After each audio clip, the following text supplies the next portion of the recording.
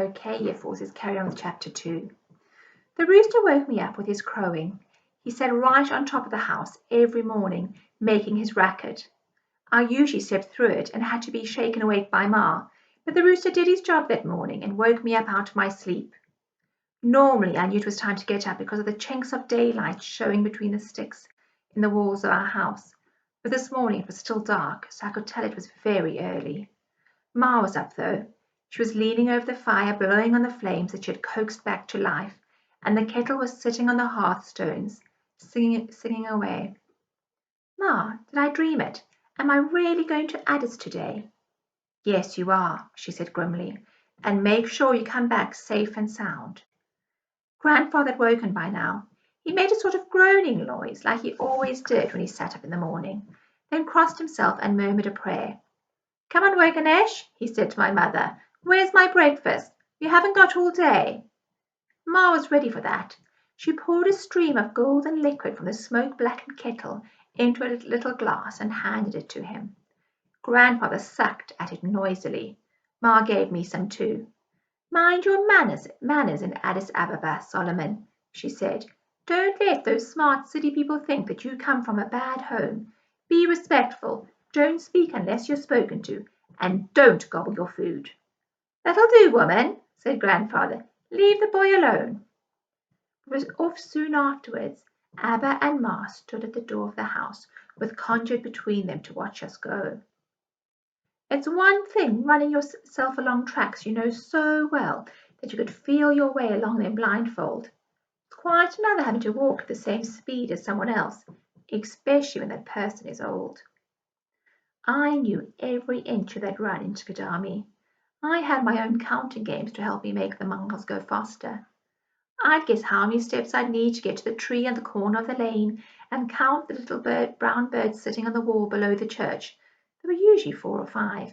And I'd never forget to touch the big stone at the bottom of the hill to keep the evil away. I'd do it all at lightning speed, too.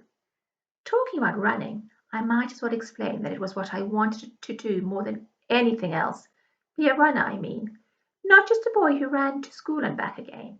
I wanted to run in big races in other countries and bring glory to Ethiopia and make everyone in Kagami think I was a hero. I wanted to be the fastest runner in the world. In Ethiopia, even the little kids in country places knew about our famous Ethiopian runners. They're the best. World championships, marathons, the Olympic Games. They win medals wherever they go. I knew you had to be super special to be a runner. You had to train and train and train and run and run and run. You had to start really young. But I did run and run, and as I explained before, I'd started as soon as I could walk. I just didn't know how to train. There's a school for runners in a town called Bukoji. It's only half a day on the bus from Kagami. Children go there to learn to run. I wanted desperately to go to that school. I'd never dared tell Ab about wanting to be a runner. I knew he'd say no because he needed me on the farm, but he couldn't stop me dreaming. No one can stop a person dreaming. Anyway, there was no point in thinking about running while I was with Grandfather. He plodded along so slowly that I was burning with impatience. I was desperate to get past Gadami and on to see places I'd never been to before along the road to Addis Ababa. At first I kept running ahead, then I'd have to stop and wait for Grandfather to catch up with me. He got irritated after a while. For goodness sake, Solomon, he said, you're dancing about as if you've been stung by a bee. Calm down, keep to the same pace, nice and steady, or you'll be exhausted before we get halfway. He was right, I suppose, but it took an age for us to get to Gadami, and even when we got there, Grandfather was in no hurry. He walked down the street, greeting all the old men he met, all his friends, and telling them that he was off to Addis. At least it gave me the chance to do a bit of bragging myself, and by the time we were ready to walk out of town, 4 or 5 boys from my school were there to wave me off, calling out silly things like, "Bring me back a TV set," "Make sure you get to watch a football match," "Hop on a plane to America while you're about it, why don't you?" Just as we were leaving town, Marcos came running after me. "I've just heard, Solomon. They're flying back home tomorrow. They're landing in Addis tomorrow. You might see them. Oh, I wish I was coming with you." At least I think that's what he was saying, only he was so excited and talking so fast that it sounded like "Ear, fly, home, add, tumma, see, I wish." I stared at him and said, "I don't know what you're talking about, you big idiot." So he said it all again, and I got it this time. "You mean the athletes, the runners from the Olympics?" "Yes." My heart gave a great kick. "Our national heroes, Haile Gebrselassie, Duratu Tulu. I might see them in person." I'd always imagined that the land beyond the hills of the far side of Kagami would be different and exciting, but it wasn't like that at all. Everywhere just looked like home, in fact, with little farmhouses dotted about the fields, and a few trees, and the occasional round church with a tin roof and a cross at the top. By the time the sun was overhead, we must have walked for about 10 miles, and it was really hot. My legs were beginning to ache. Grandfather's right about going slow and steady, I told myself. Just when I thought I'd never be able to make it all the way, Grandfather said, "We'll take a break in the next town and have something to eat." I won't go on about the rest of the journey, just to say that it seemed to last forever. 23 miles is no short stroll after all. After a long time the dirt road ended, and we were walking along a smooth, black stuff that Grandfather called tarmac. There was more traffic now. Trucks came thundering up behind us, blaring their horns, and once or twice a lumbering old bus roared past, puffing out choking black smoke from its rear end. Every time we passed some houses I'd say, "Is this it, Grandfather? Is this Addis Ababa?" And he'd say, "This little village? Of course it isn't, you silly boy. Addis is much bigger than this." I didn't need to ask him when we got there at last. We were suddenly walking between big buildings with glass windows that shone like fire in the setting sun. There were people everywhere hurrying along the rough, stony ground at the side of the tarmac. There were rows of shops with signs outside them, some with meat hanging from hooks in the windows, some with piles of fruit in the stands outside. In Kagami, everyone knows everyone else, more or less, but in Addis people just wouldn't stop to greet each other. They rushed past. I had been so busy staring around at everything that I'd hardly noticed that we'd slowed right down.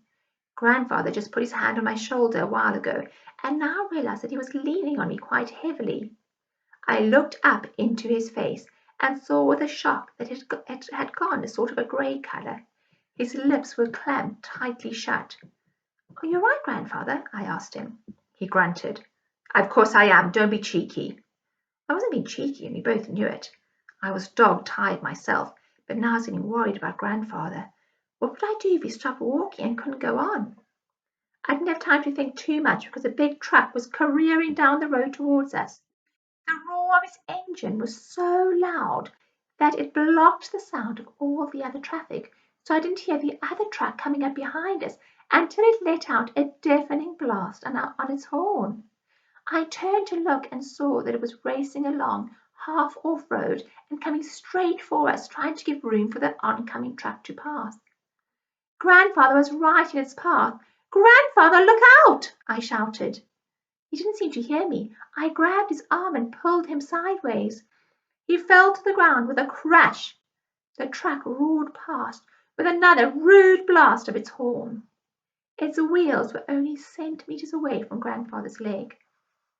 I squatted down beside him. I was afraid that he would be furious with me for pulling him over, but he didn't seem to notice that I was there. He was half sitting, half lying, and looked dazed. "Are you hurt, Grandfather? Did it hit you, the truck?" He stared back at me, but didn't say anything. "Grandfather!" My voice was rising. I started to feel panicky. Then he shook himself and said, in his usual grumbling voice, "Not hit. No need to knock me down, though." I grinned, relieved. It was great to hear him speak, even though he was cross with me. "Can you get up?" I put my hand under his elbow. "Yes, yes, I don't need you," he said irritably. A little crowd of people had gathered.